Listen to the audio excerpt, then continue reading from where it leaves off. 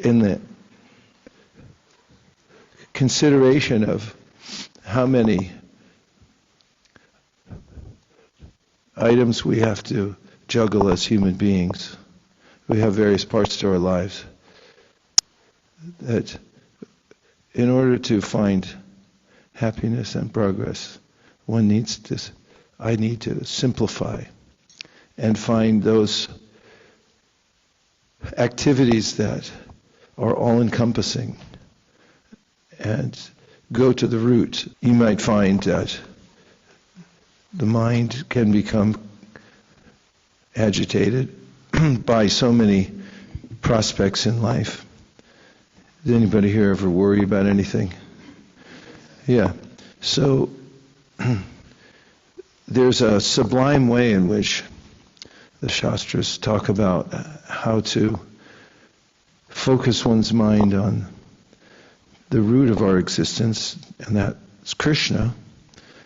And by remembering Krishna, there's a way that we feel naturally connected to all the solutions. After all, Krishna provides intelligence. And there's a sense of happiness when, by chanting Hare Kṛṣṇa, we notice that we're not our bodies. The root cause of misery is the material body. And a direct process of devotional service, especially chanting Japa, has a way of bringing us to the plane of transcendence, and that means also being able to see clearly who we are. Vāsudeve bhagavati bhakti-yogaḥ prayojitaḥ janayaty vairāgyaṁ jñānaṁ ahaitukam.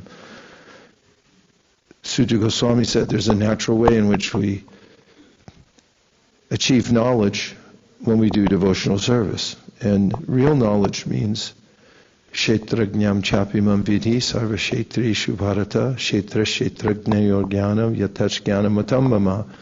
Krishna, my opinion is that if you can see the difference between yourself and the field that you're occupying now, that's knowledge.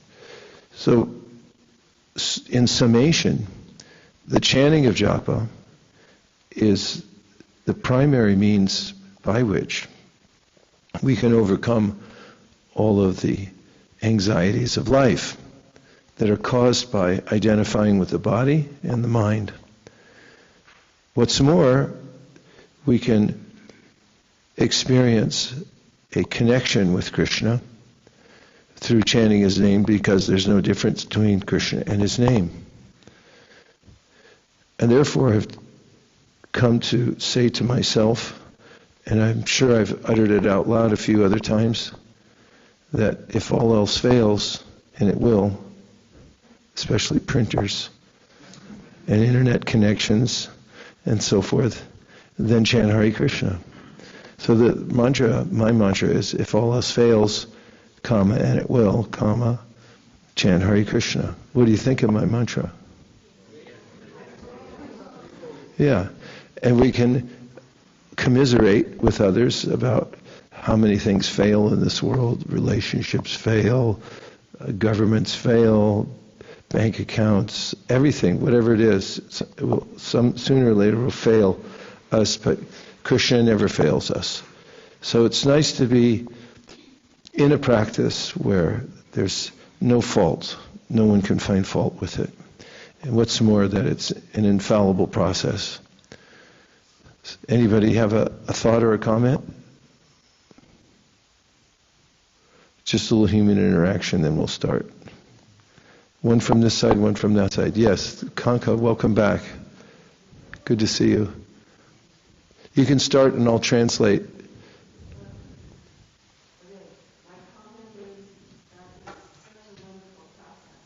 Her comment is that it's such a wonderful process. It cleans her heart. Cleans our heart from so many lifetimes of whatever we've done. And it helps us to remember Krishna all the time. So it's so practical too, We can chant wherever we are, whatever we're doing, we can chant the holy name. Thank you, Kanka. Prabhupada Priya. Hare Krishna. Just some thoughts about that mantra, that if all fails and it Yeah. will, chant Hare Krishna. So I'm thinking that some things that my mind would come up with are that, well, if things are going well, I don't need to chant Hare Krishna. Or, on the other hand, if things are all going to fail anyway, then why bother doing anything else? Other than chanting Hare Krishna. Yeah, like why bother serving or trying to make, a career or a grihasta ashram or a project work if it's going to fail anyway? Well, the activities of devotional service, whether they fail or don't fail, it's not up to us. Of course, nothing's up to us. Krishna says, "Do thou fight for the sake of fighting." So we should chant and go on with our duties at the same time. But what my mantra to me means is my involvement in trying to becoming attached to the outcome is a cause of anxiety. If I do it for Krishna and leave the result to him and do the best I can, obviously we want to do the best we can, then that will be sufficient. It's the trying to make everything work and everything come together. Even in devotional service, we may have many, many duties, and not all of them jive, that is, harmonize. Different types of people we work with. So if we try to fix them all with our own intelligence, is what I'm trying to say, then it may not be successful.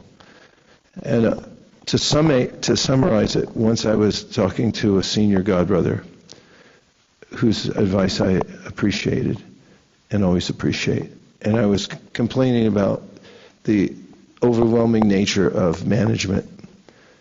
And he said, your main duty, your first duty is to be blissful. And if you do that, then you'll be able to handle everything. And it goes for any aspect of life, because whatever we think was up, then the next day it's down.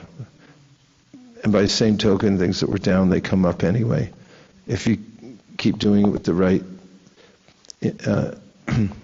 intention. But in any case, Krishna says, Tasmat sarveshu kaleshu, in all circumstances, whatever they may be, go on chanting, and also do your duty at the same time. Thanks for throwing a little curveball before we start. And now, back to Prabhupada Priya's, your point. Can you hear me? Yeah, I said when all else fails, chant Hare Krishna. When all else fails, and it will, chant Hare Krishna. I was thinking that the scenario in the Bhagavatam is that sages in Naimisaranya had tried what usually worked, which was to do their yagyas. And that failed. They just got black smoke. So they had this sense that, now what do we do? And the response to now what do we do is something like just chant Hare Krishna, remember Krishna, and go the direct route, the Bhagavat Marg, which is chant Hare Krishna. And I was thinking it's actually there's a positive sense to it, that the holy name helps everything. For instance, Jiva Gosvāmī says, when you're performing any kind of a ceremony, it should begin with and end with the chanting of Hare Krishna. Otherwise, it's not considered successful. That means anything you do, if you don't chant Hare Krishna, won't be successful, according to his directive. In any case, Param Vijayate Shri Krishna Sankirtan. It's the one victorious process, and those who are trying to succeed in spiritual life will be victorious. And those who are trying to spread the Sankirtan movement in any way will be victorious by going on with the process. It's the singular process. Everyone's looking for one place to put their attention so that all else can be achieved, and that's the chanting of Hare Krishna. Now we have a great opportunity to make advancement in devotional service by worshiping His Divine Grace A.C. Bhaktivedanta Swami Prabhupada. He's the representative of the Brahma Madhva Gaudiya Sampradaya, who especially distinguished himself amongst all charyas by doing something that no one else has ever done, which is expand the teachings of the Vedic culture across the ocean all the way to Australia and other places, of course, too. So when we worship a great soul, according to the Shastra, then we make advancement ourselves.